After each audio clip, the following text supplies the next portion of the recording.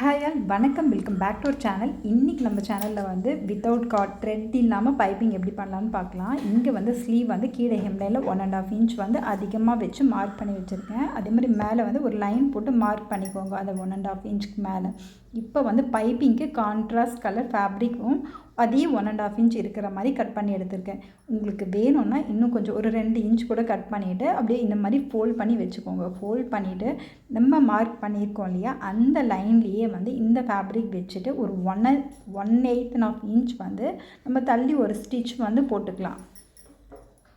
இப்போ நான் தைக்கிற மாதிரியே இதே மாதிரி வந்து கரெக்டாக அந்த லைன் மேலே வந்து வச்சு அலைன் பண்ணிக்கோங்க. அலைன் பண்ணிவிட்டு அதுக்கப்புறம் வந்து தைச்சி விட்டுடலாம். ஒரு சின்ன கேப் தான், ரொம்ப பெரிய கேப் வந்து விடாதீங்க. அந்த பைப்பிங் இருக்கும் இல்லையா, அந்த அளவுக்கு வந்து ஒரு 1/8 இன்ச் மட்டும் விட்டுட்டு இந்த மாதிரி வந்து தைச்சி விட்டுக்கோங்க. அந்த ரா எட்ஜஸ் வந்து ஹெம்லைன் நோக்கி இருக்கணும், மேலே வந்து ஃபினிஷ் பண்ணணும், இந்த ஃபோல்டிங் வந்து வரணும்.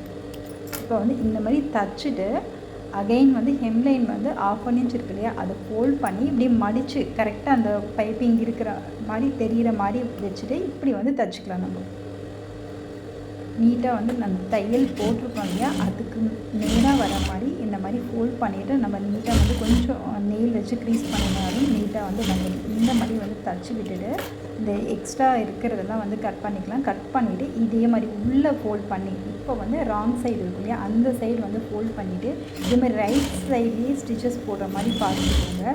ரைட் சைட் போடுறதுக்கும் பின்னாடி போடுறதுக்குமே நம்மளுக்கு ஸ்டிச் வந்து டிஃப்ரென்ஸ் வரும். அதனால தான் இப்படி மேலே இருக்கிற மாதிரி வச்சு போட்டுருக்கேன். உங்களால் முடியலன்னா மேலே இந்த மாதிரி வந்து உள்ளே திருப்பியும் போட்டுக்கலாம். அப்படி இல்லைன்னா ஹெம்லைனில் வந்து நீங்கள் ஹெம்மிங்கும் கையால் வந்து ஹெம்மிங் பண்ணி கொடுத்துட்டாலும் உங்களுக்கு வந்து நீட்டான ஃபினிஷிங் கிடைக்கும். இப்போ வந்து இந்த பைப்பிங் பார்க்கறதுக்கு வந்து ரொம்பவே நீட்டாக இருக்குது. லைனிங் இல்லாமல் நீட்டாக வந்து நம்மளுக்கு இந்த மெத்தடில் வந்து பைப்பிங் வந்து ஃபினிஷ் பண்ணிடலாம். அடுத்து வந்து இன்னொரு மெத்தட் பார்க்கலாம். இங்கே நார்மலாக ஸ்லீவ் கட் பண்ணுற மாதிரி கட் பண்ணி எடுத்திருக்கேன். கீழே வந்து 1/2 இன்ச் மட்டும் எக்ஸ்ட்ரா கொடுத்துருப்பேன். இப்போ வந்து ஹெம்லைனில் வந்து 1/2 இன்ச்சுக்கு நம்ம எப்பயும் இந்த லைனிங்கெல்லாம் தைச்சி திருப்போம் இல்லையா, அந்த மாதிரி 1/2 இன்ச்சில் வந்து நம்ம தைச்சிக்கலாம். ஸ்ட்ரெயிட்டாக வந்து நான் தைச்சி விட்டுக்கிறேன்.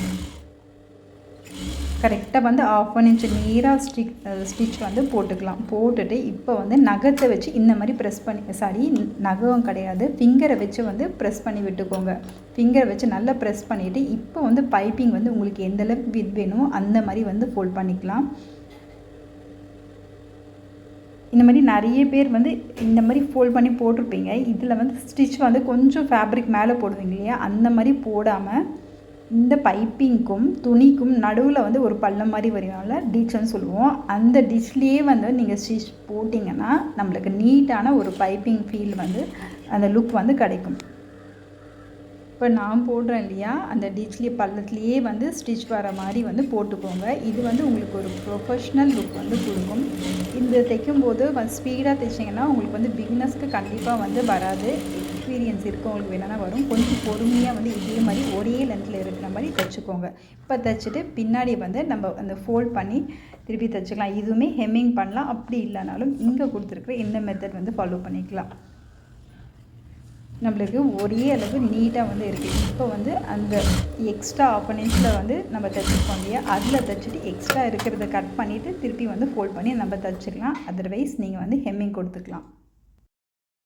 நீங்கள் பிகினர்ஸாக இருந்தீங்கன்னா திருப்பி தைச்சி பார்க்கும்போது தான் உங்களுக்கு இந்த மாதிரி நீட்டான ஃபினிஷிங் வந்து நம்மளுக்கு கிடைக்கும். இப்போ வந்து அடுத்த மெத்தட் வந்து பார்க்கலாம்.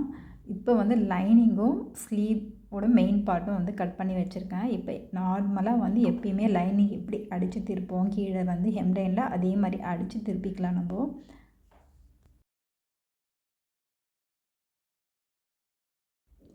நல்லா க்ரீஸ் பண்ணிவிட்டு அதுக்கப்புறம் லைனிங் மேலே வந்து ஒரு ஸ்டிச் வந்து போட்டுட்டு நம்ம மடித்து எடுத்துக்கலாம். யூஸ்வலாக பண்ணுற மாதிரியே வந்து செஞ்சுட்டு அதுக்கப்புறம் வந்து நம்ம பைப்பிங் வந்து ஆட் பண்ணி விடலாம்.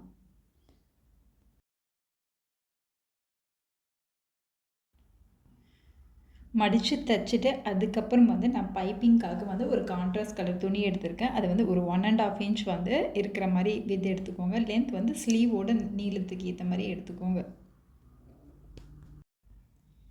இப்போ வந்து அந்த பைப்பிங் துணி வச்சு நம்ம தச்சு விட்டுடலாம். ஒரு 1/8 இன்ச் இருக்கிற மாதிரி வச்சுட்டு நம்ம தச்சுட்டோன்னா பைப்பிங் வந்து நீட்டாக வந்து மெல்லிஸாக வந்து கிடைக்கும் நம்மளுக்கு. இந்த எட்ஜில் வச்சுட்டு பைப்பிங் துணி மட்டும் கொஞ்சம் வெளியில் மூவ் ஆகிருக்கணும். மெயின் துணியில் வந்து ஒரு 1/8 இன்ச் அதை விட கம்மியாக போட்டாலும் ஓகே தான். உங்களுக்கு வந்து பைப்பிங் வந்து திக்காவோ தின்னாவோ வேணும்னா அதுக்கு ஏற்ற மாதிரி நீங்கள் போட்டுக்கலாம். இந்த மாதிரி ரைட் சைடு வந்து உங்களால் போட முடியலன்னா நீங்கள் வந்து ராங் சைடு திருப்பிட்டு இப்போ நம்ம வந்து போடுறோம் இல்லையா, அது சேம் மெத்தட் வந்து நீங்கள் ஃபாலோ பண்ணிக்கலாம். லைட்டாக பைப்பிங் துணி மட்டும் வெளியில் இருக்கிற மாதிரி வச்சுக்கோங்க. இதே மாதிரி வச்சுட்டு நம்ம தச்சுக்கலாம். ஸ்டிச் வந்து ரொம்ப ஏஜில் வந்து ஒரே அளவாக வர மாதிரி போட்டுக்கோங்க. அப்போ தான் பைப்பிங் வந்து நம்மளுக்கு மடிக்கும்போது ரொம்ப நீட்டாக வந்து வரும். இப்போ வந்து தச்சுட்டு நம்ம திருப்பி வந்து நல்ல பக்கம் திருப்பிட்டு அதை வந்து அழகாக வந்து உங்களுக்கு வந்து எந்தளவு திக்னஸ் வேணுமோ நீங்கள் ஃபோல்ட் பண்ணிக்கலாம். இந்த மாதிரி தச்சுட்டு ஃபிங்கர் வச்சு இந்த மாதிரி அழுத்தி கொடுங்க. நெயில் வச்சு க்ரீஸ் பண்ணாதீங்க. அப்போ வந்து வேறு மாதிரி ஷேப் கிடச்சிடும். இப்போ வந்து இந்த மாதிரி உருட்டிட்டு நார்மலாக ஆஸ் யூஷுவல் இதுக்கு ப்ரீவியஸாக நம்ம தைச்சோம்ல அந்த சேம் வந்து அந்த டிஷ்ஷில் வந்து ஒரு லைன் வந்து ஸ்டிச் லைன் வந்து போட்டு விட்டுடுங்க. இந்த மாதிரி தைக்கும்போது நீங்கள் ஃபாஸ்ட்டாக வந்து பிகினர்ஸ் வந்து தைச்சிங்கன்னா கண்டிப்பாக வந்து உங்களுக்கு வந்து இந்த ரிசல்ட் வந்து கிடைக்காது. நீங்கள் வந்து பிகினர்ஸாக இருக்கும்போது கொஞ்சம் பொறுமையாகவே ப்ராக்டிஸ் பண்ணுங்கள். திருப்பி வந்து ட்ரை பண்ணிங்கன்னா உங்களுக்கு கண்டிப்பாக வந்து ஒரு நல்ல பைப்பிங் அந்த ஃபினிஷிங் வந்து கிடைக்கும்.